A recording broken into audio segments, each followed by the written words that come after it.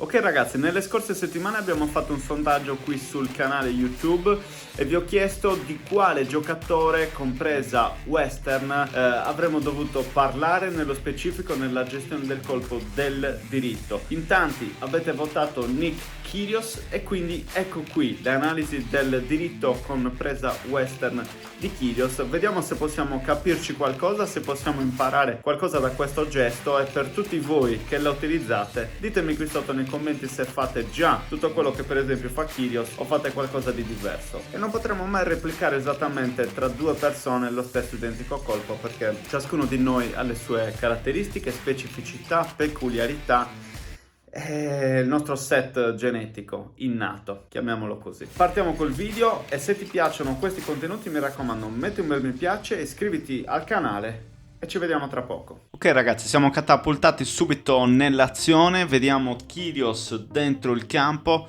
vediamo come sostanzialmente lui porti indietro la racchetta con il gomito destro bello alto, ok, che tende a salire, e la mano sinistra posizionata sul cuore della racchetta che aiuta nel portare sulla racchetta e formare quella che poi vedremo essere una C e sostanzialmente anche mantenere ruotato il busto con la spalla a sinistra che guarda il campo, così come anche il suo sguardo qua nascosto dalla racchetta, che favorisce una rotazione del busto necessaria, fondamentale per esplodere al meglio e quindi avere la massima potenza. Quindi vediamo qua, siamo dentro il campo, quindi una situazione di gioco anche particolare.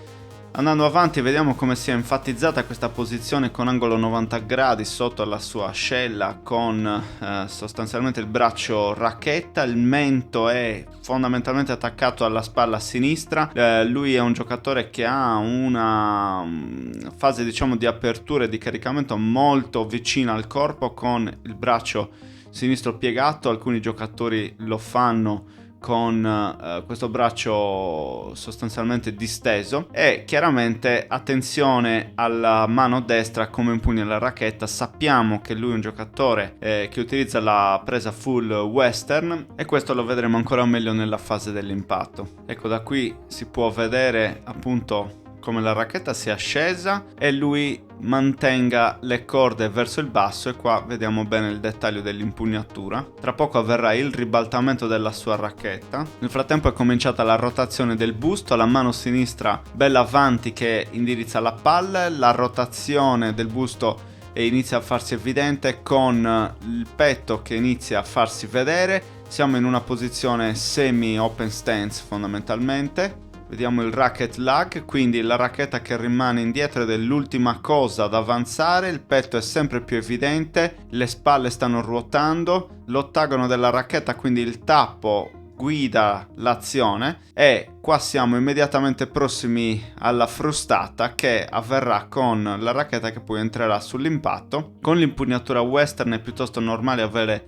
il braccio piegato e soprattutto entrare con la testa della racchetta leggermente puntata verso il basso e generare questo tipo di lavoro. Perché si dice che la presa western enfatizzi le rotazioni in topspin? Perché per una questione di impugnatura proprio di polso, la racchetta è naturalmente portata verso il basso e quindi si riesce ad enfatizzare questa curva che adesso vedremo del suo telaio che tenderà a salire. C'è uno spazzolamento della palla. Ok, vediamo come lui porti su verticalmente la racchetta. Ok, e cerchi di mantenere un'inclinazione con il piattacorde verso il terreno, quindi non apre col polso a guardare verso l'alto col piattacorde, che altrimenti otterrebbe un colpo piatto, ma valorizza il topspin. Il braccio destro non si distende per una questione prevalentemente legata alla sua impugnatura e non è un errore. Faccio notare come la sua presa non sia stretta, ma abbiamo uno spazio tra il dito medio e il dito indice ad indicare che è una presa molto stabile e anche tra virgolette molto, molto naturale e rilassata. La sua chiusura non è sulla spalla, non è convenzionale, è come quella per esempio di Gael Monfils, che va a chiudere fondamentalmente nella zona dell'anca. Eccola qua, intanto vediamo la racchetta che spunta da questa parte, quindi ha disegnato questo tipo di lavoro, ok? possiamo chiudere anche qua, non cambia moltissimo, la meccanica del colpo rimane la stessa. Ecco, qui lo vediamo nuovamente, esattamente si muove nella stessa identica direzione del precedente, con una palla che in realtà in questo caso è ancora più bassa, e guardiamo quanto lui stia scendendo con la racchetta e la stia tirando su con il movimento in topspin parecchio verticale. Ok, qua vediamo meglio anche la chiusura, e spezza leggermente anche il polso in questa fase finale. Lo rivediamo,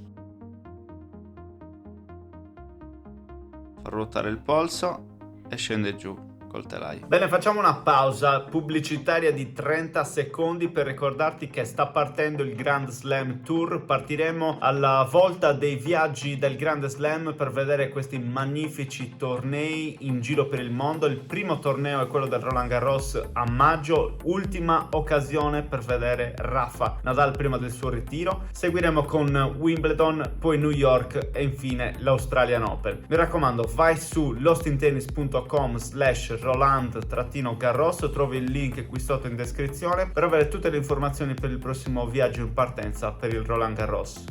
Ecco, vediamolo da un'altra angolazione. Porta su immediatamente la racchetta con la testa che guarda verso, potremmo dire, questo angolo qui del campo, quindi non è puntata perpendicolare al terreno in alto, ma è leggermente inclinata.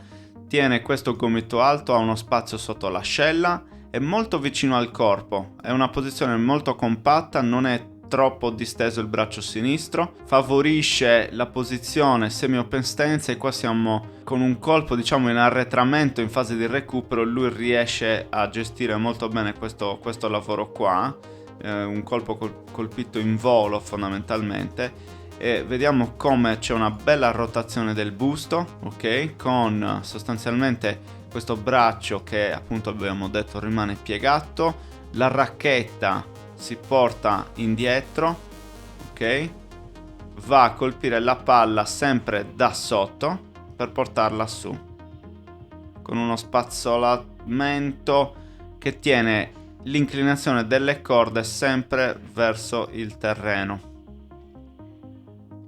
e una chiusura in questa zona del corpo. Chiaramente questo è un colpo molto scomposto, scenografico, bisogna avere delle doti atletiche notevoli per riuscire a colpire diciamo dei colpi di questo tipo. Non è esattamente il giocatore più semplice da replicare. Guardate qui come era precario nell'esecuzione, ma come sia riuscito comunque a salvare il salvabile. Ecco, ci spostiamo su questo colpo dove, avvicinandosi alla palla, nel frattempo ha già ruotato il busto, ha già aperto, portato indietro la racchetta per il caricamento, si avvicina in posizione open stance sull'impatto. Vediamo qua l'importanza di andare avanti con l'ottagono della racchetta, le spalle che hanno già ruotato, il busto ha già ruotato, perché siamo partiti fondamentalmente da questa posizione qua, ok, con il corpo che era fondamentalmente parallelo alla riga del servizio, ok, il busto e le anche questo consentono di farlo perché possiamo avere i piedi in una direzione e il busto nell'altra, e si avvicina poi poco prima dell'impatto con la racchetta che rimane dietro, quando lui ha già iniziato sostanzialmente la rotazione, si avvicina per l'esplosione sulla palla con il piatto corde che passa bene da sotto. Eccolo qua, lo vediamo benissimo con questa inclinazione qua. Torno a ripetere questa questione del braccio col gomito piegato fondamentalmente. La racchetta che adesso andrà a fare questo lavoro qua per garantire massima rotazione, garantita poi da questa impugnatura molto strong, un'impugnatura western.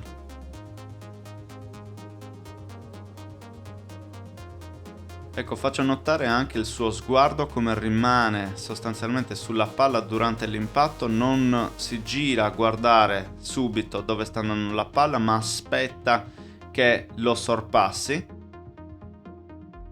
Colpo eseguito anche qui in salto. Ecco, qui va a chiudere sulla spalla, una chiusura leggermente più canonica rispetto ai colpi precedenti, è sicuramente diciamo più replicabile, con una ottima rotazione da parte sua e un atterraggio dopo il colpo.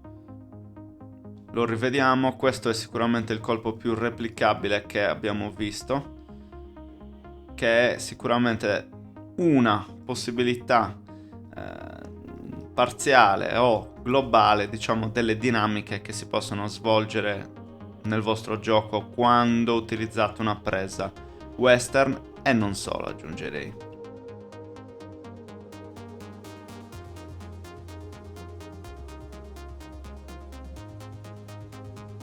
Ecco, faccio notare, a differenza di quelli che abbiamo visto poco fa, qua Kyrios esegue un colpo piatto. E che cosa cambia? Cambia la traiettoria del suo colpo. A mio modo di vedere cambia anche la sua impugnatura, perché qui non sta andando ad eseguire un colpo in topspin e lui ne ha al corrente un colpo eseguito in recupero. La sua impugnatura qui mi sembra essere più una eastern, strong eastern, giù di lì, a giudicare da questa immagine, dove fondamentalmente va a gestire in maniera diversa l'impatto, perché anziché entrare da sotto ci entra lateralmente. Ok, si è posizionato dietro la palla e sta entrando in avanti, e possiamo vedere anche la diversa posizione del polso con la racchetta che va in avanti e il piatto corde sostanzialmente all'ultimo riesce a girare e a fare questo lavoro qui, ma l'impatto, ok, è avvenuto totalmente in maniera orizzontale. Quindi questo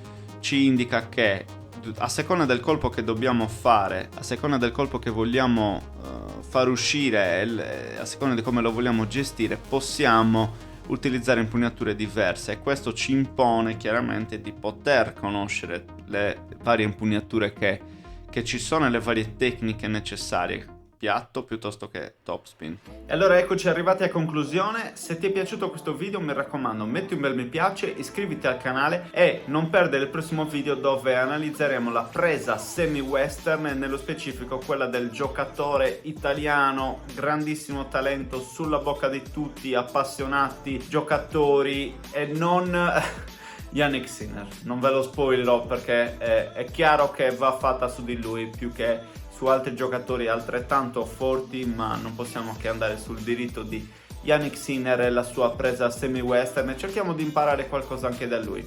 Al prossimo video.